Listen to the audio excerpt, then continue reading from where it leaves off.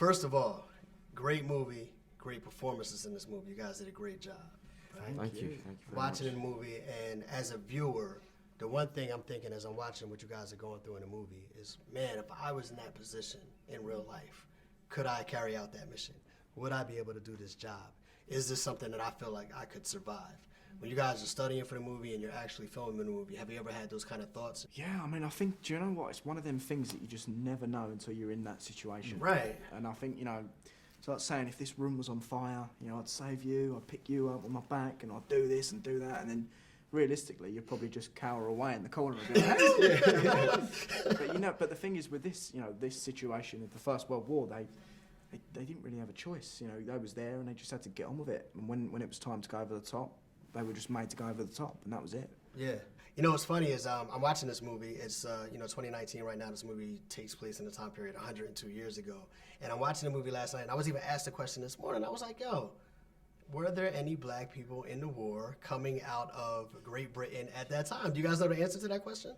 There was far greater like white soldiers, but that's the thing. It was because of the empire at the time. Sure. Yeah. There was Nigerian soldiers, there were Sikh soldiers, so they've got Sepoy Jondala as well, the Sepoy soldiers.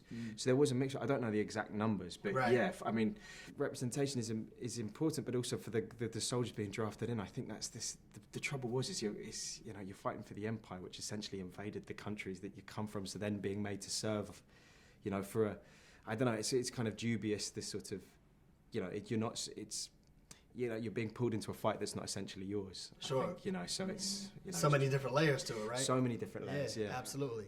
So talk to me about, the person, average everyday person that's walking around Chicago today. Like, I know why I love the movie, but why would you say that the person, watching this interview, listening to what we're talking about right now, why do you think that person should go see 1917?